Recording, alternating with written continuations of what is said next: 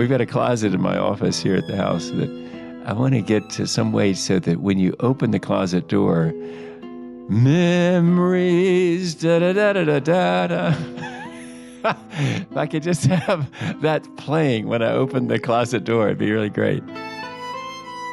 This is Bob Inglis, former Republican congressman. He's telling me about the plaque that you get when you finish serving in Congress. Right now, it's in his closet. But anyway, so can you imagine getting that plaque and putting it in that closet, your memory closet, and as you put it up, realize I stood for nothing. I never led. All I did was follow fearful people where they were going. I can't imagine anything more terrible than that. Really, if you're not willing to lose your seat in Congress, there's very little reason to be there. Bob represented what he proudly calls the most conservative district in the country, South Carolina's 4th District. His departure from Congress in 2010 was pretty brutal. So here are the numbers for you. Solicitor Trey Gowdy took down the congressman. Let's go ahead and take a look at the numbers. It is a huge margin of victory. Inglis lost every county in the district. He is a seasoned congressman going down to a huge defeat tonight. Rather spectacular faceplant. You usually don't lose that badly unless you've been indicted or something. Actually, that used to be the case. Now you get indicted, maybe you do better. So what did he do to get booted out of office in that primary? Well, for one, he wasn't going to lie to his constituents about President Barack Obama. Former University of Chicago professor, Barack Obama had become president, and people were out asking me if he was an American. Sadly, I think it was code language for, there's a black man in the White House. And so there I was, not willing to say that he was a secret Muslim, non-American socialist, because none of those things would be true. And the other thing, and the reason I'm talking to him today, is that he wanted to do something about climate change as a conservative. For example, he voted yes on a big climate bill, and he even introduced his own bill called Raise Wages, Cut Carbon. Probably not the best political timing to introduce a carbon tax, even though it was revenue neutral and even though it was border adjustable in the midst of the Great Recession. It didn't go very well. They told me, get out of here, Inglis. I don't believe in climate change. You shouldn't either. Bob's bill went nowhere, and he lost his election. He spent his time since then trying to get conservatives on board with taking action on climate change. Today, I'm going to talk about why that's so hard. Why, in fact, it's deliberately hard. The United States is not making the progress we need to on climate change because of intentional disinformation spread by the fossil fuel industry and its allies. I'm Amy Harder, and you're listening to Shocked. Today, disinformation. We have scientists that disagree with that. There's one specific piece of false information that I want to talk about today because of how persistent it is. It's the idea that scientists are not sure if climate change is caused by human activity, namely the burning of fossil fuels. It came up during one of Bob's efforts to speak to a conservative audience about climate change. Here he is on talk radio some years ago. I don't believe that humans are creating this because, and neither do apparently a vast majority of climatologists out there. No, I was tracking with you. I was tracking with you until that last part. You're just wrong on that last part. Listen, good luck to you. It was good meeting. There it is. A vast majority of climatologists don't think humans are creating climate change. You might have heard this from President Trump, too. Here's President Trump in an interview with Leslie Stahl on 60 Minutes from 2018. I wish you could go to Greenland.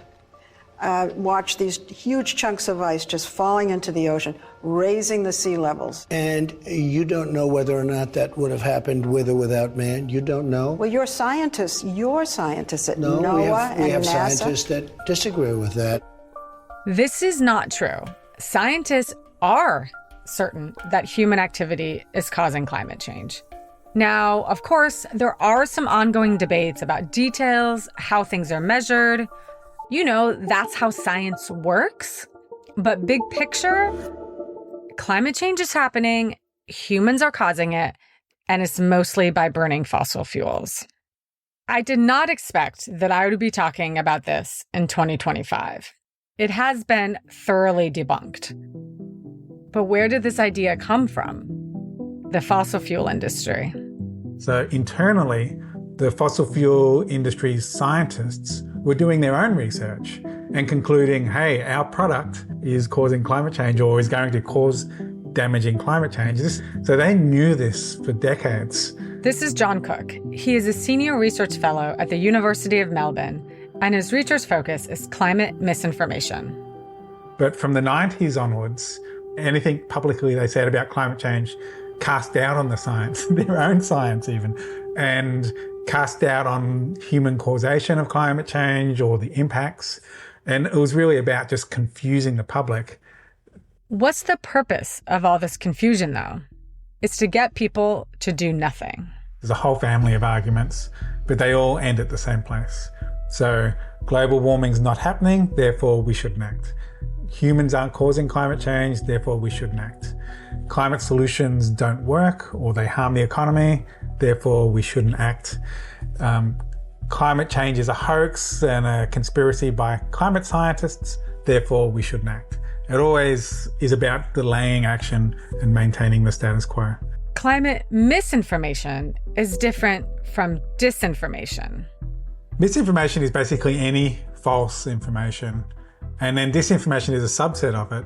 It's false information that's intentionally trying to deceive.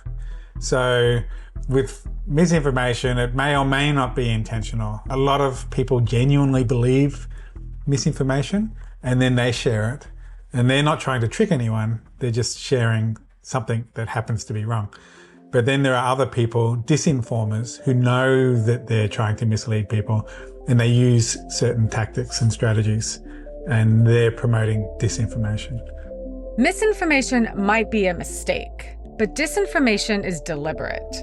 Both are really challenging to deal with because they both tell us things we already want to believe. We all have psychological biases, but we are particularly biased when the science or information or whatever threatens our beliefs or our identity, our social identity, our religious identity, even our political identity. So for example, we might cherry pick the data and only pick the data that suits our beliefs and ignore everything else. Bob Inglis lived this. He has served in Congress twice. His first stint was from 1993 to 1999, and he had nothing to do with climate. This was during Clinton's presidency. Republicans had it out for Bill Clinton and Al Gore. This was the era of Newt Gingrich's Contract with America, Grover Norquist's ascent, and emerging culture wars. Inglis was caught up in this. It was conscious disregard of the facts. That's where I was. I mean, I wanted to disregard it because, after all, it's Al Gore's business and not our business over here on the Republican side. And so I sort of had it out for Bill Clinton and had it out for Al Gore, therefore. So, yeah, it's too much steeped in just that battle. After battling the Clinton administration, Bob took a break from politics and worked as a lawyer again. When he ran the second time, his son told him that he needed to take climate change seriously. And he listened. But also, he was unhappy with how he had acted towards Al Gore. He thought he'd wasted time scoring political points rather than serving his district. So he was open-minded to climate. He joined the science committee, went on a trip to Antarctica, and saw the ice cores that demonstrate the growing amount of carbon dioxide in the atmosphere. Then he went to the Great Barrier Reef. Another science committee trip and something of a spiritual awakening, which seems improbable, right, on a godless science committee trip, because we all know that all scientists are godless. Well, apparently not, because this Aussie climate scientist who I was snorkeling with, showing me the glories of the Great Barrier Reef, was clearly worshiping God in what he was showing me. Not everyone is going to go on a congressional delegation to Australia. So people will remain vulnerable to misinformation. We can tell that climate misinformation is present and working at an individual level when it makes people believe something false. At a larger level, in politics and society, the evidence is in how polarized the public is. John Cook again. When the public become polarized, it gets harder to achieve progress in policy because you need a social consensus. You need a public consensus supporting policies in order to get them through Congress, for instance. So that's one of the ways that misinformation impedes climate progress, by polarizing the public. It's hard to single out any one source of disinformation. But sometimes there's a person like Frank Luntz. Frank Luntz lives in the political world. He develops messaging strategies for Republicans on all issues that are relevant to politics. So it might be climate change, or it might be immigration or economy or whatever. He's famous for running all these little focus groups where he'll get people in a room and get them talking about immigration or Donald Trump or whatever, you know. So right now he's probably running a focus group about the Epstein files, who knows. In 2002, Luntz had a job. Republicans were worried they didn't look aggressive enough on global warming. How could they respond to questions about it? By using a new term, climate change.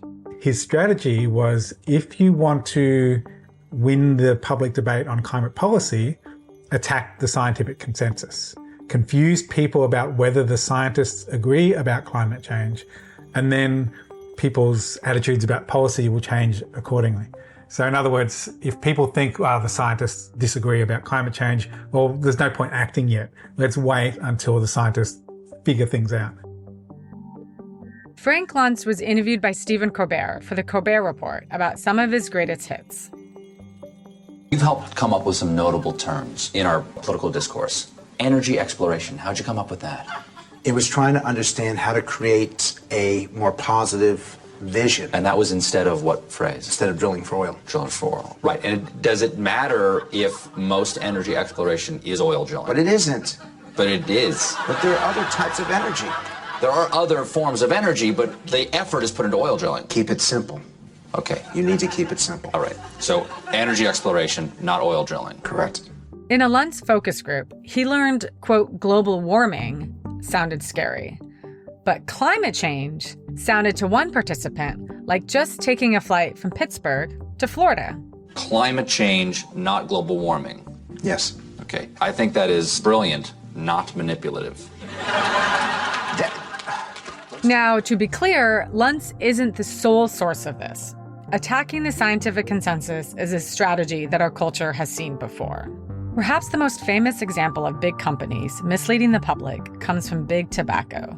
They knew the products were bad for you. They publicly denied it. And we have these great old ads like this. What cigarette do you smoke, Doctor? Once again, the brand named most was Camel. More doctors smoke Camels than any other cigarette. They were held in court guilty of conspiracy to deceive the public and had to pay a lot of money, which then went into funding advertising campaigns to basically inoculate the public against their misinformation and try to reduce smoking. One of their lines of defense, as the evidence became clearer that smoking was bad for you, was, well, scientists don't agree. Sound familiar? Fossil fuel companies followed a similar playbook. They knew that burning their products contributed to climate change. They publicly muddied the science on purpose. We know this happened in large part thanks to the work of the authors and historians Naomi Oreskes and Jeffrey Suprin. What they did was they digged into the industry documents and they found this very clear discrepancy between internal documents and what they were saying to the public. They knew that climate change was caused by humans and was damaging, but they said otherwise. So this is a very clear case of disinformation, where they were deliberately deceiving the public. Now, I should add that a fossil fuel executive might contest this and say that Naomi Oreskes and Jeffrey Suprin are just activists. And also, the parallels between fossil fuels and tobacco aren't perfect. Fossil fuels are foundational to the way our society is currently set up. Burning oil, coal, and natural gas is not a pastime like smoking is, although they do both kind of smell bad.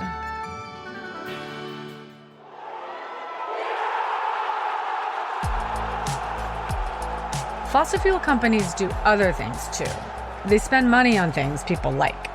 A newer strategy is sports washing. Fossil fuel companies sponsoring sports. Here's an example from Australia, where Cook lives. My sister lives in a mining town up in North Queensland, and she has 2 boys who grew up playing football. And there was a mascot called Hector the Lump of Coal that was like a person in a big mascot suit that would go to children's football games, a very Joe Camel kind of energy, and just to build goodwill amongst the local community towards this fossil fuel company. One day the company had a competition, write a children's book about Hector, and I submitted the story about how Hector the Lump of Coal got burned and then turned into Hector the heat-trapping gas. It didn't win the competition. Here's the moment that John had a win, a big one, in combating climate disinformation, and that one lie that scientists don't agree. In 2013, John was working on his PhD and writing a paper about the nature of consensus. The paper itself wasn't highly original.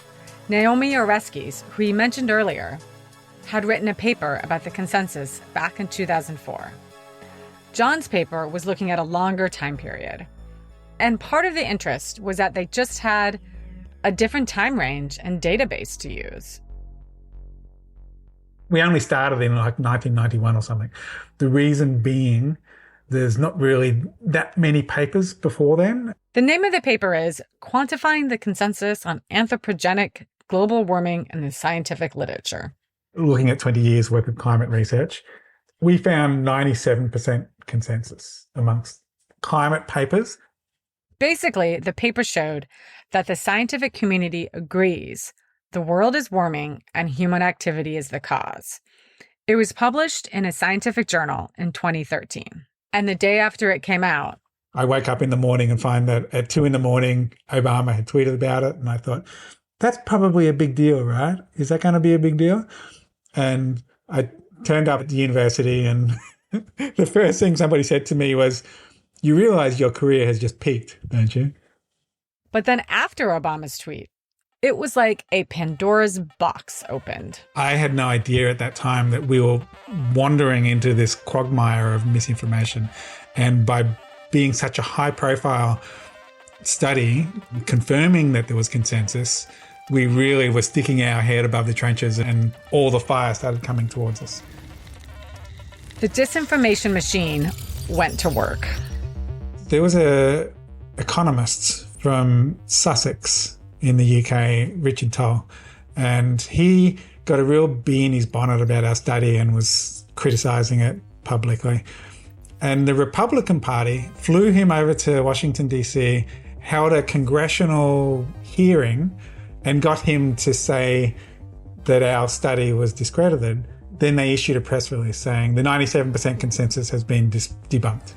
And then that went through conservative media and the 97% figure that's thrown around, the head of the UN IPC said that number was pulled out of thin air. That 97% number, that's been debunked. This 97% is essentially pulled from thin air. The stat about the 97% of scientists is based on one discredited study. If you think about what John told us about the importance of polarization to delay climate action, you can see why it was so important to attack this 97%. It's textbook. 97% of all scientists believe... Is this a bogus number? It's so not a bogus number. It's so a bogus. Okay, Misinformation is always murky. No one can point out a specific end other than delayed action. And at this time, the stakes were high. Because in 2015, the United Nations was going to have a meeting in Paris to take serious governmental action on climate change. But the debate is settled. Climate change is a fact. And when our children's children look us in the eye and ask if we did all we could to leave them a safer, more stable world with new sources of energy, I want us to be able to say, yes, we did. In September of 2016, the U.S. joined the Paris Agreement, along with more than 190 other countries. And then in 2017, and again in his second term, it was one of President Trump's first actions to pull the U.S. out of the Paris Climate Agreement.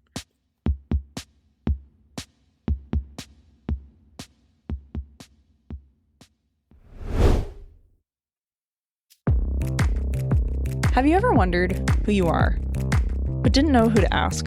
Well, then join Professor Eric Oliver as he poses the 9 most essential questions for knowing yourself to some of humanity's wisest and most interesting people. 9 Questions with Eric Oliver, part of the University of Chicago Podcast Network.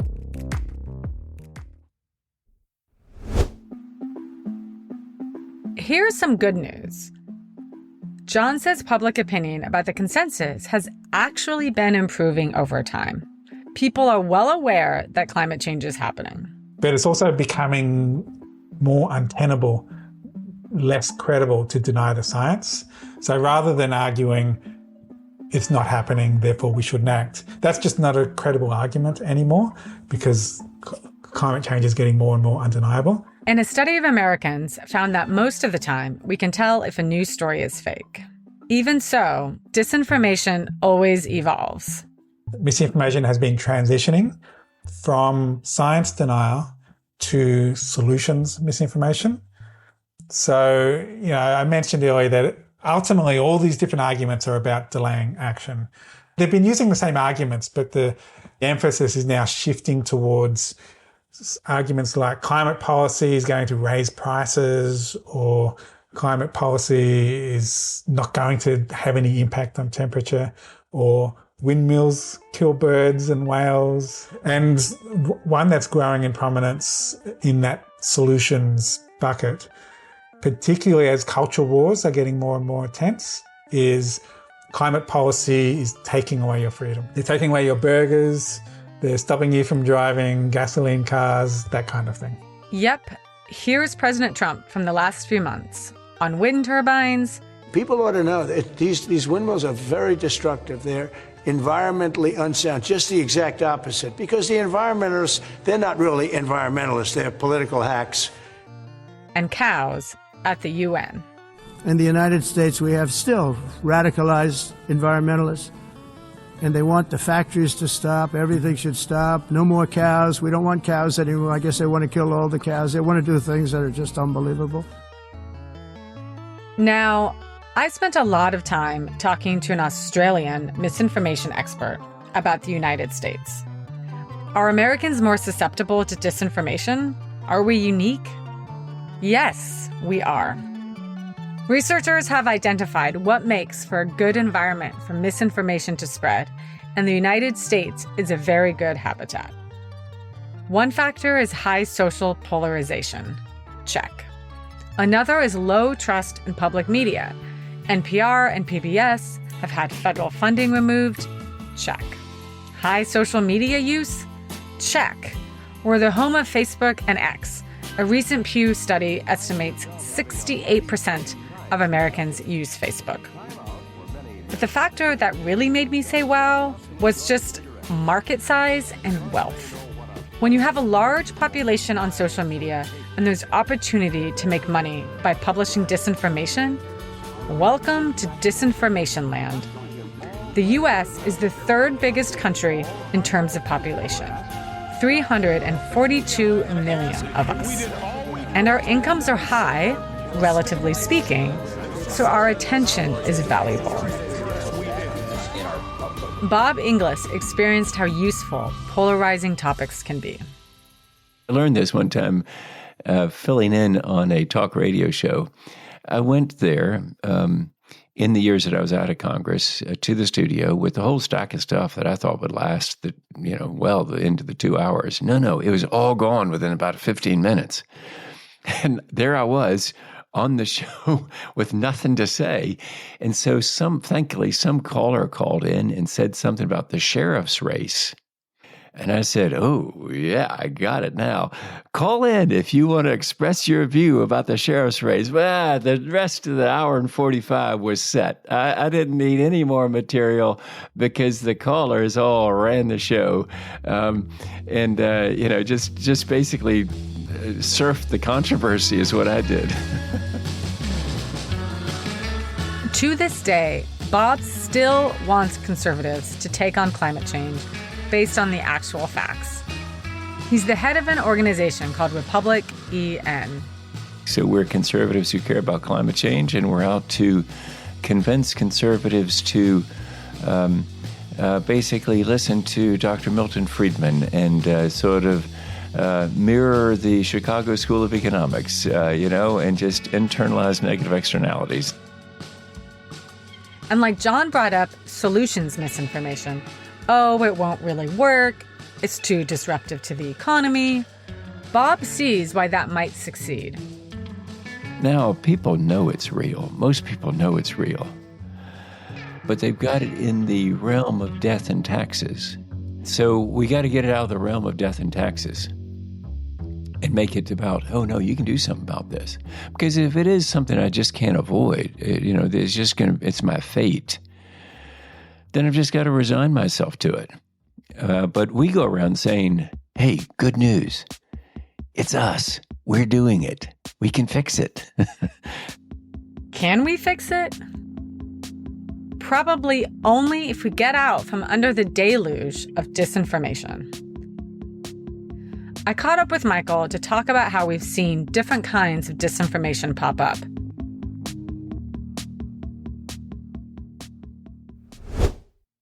I was talking about on this episode the management of information and mis and disinformation for decades. Michael, what are your thoughts on this? Going back to the 70s and 80s up to present day, how have you seen the misinformation machine evolve?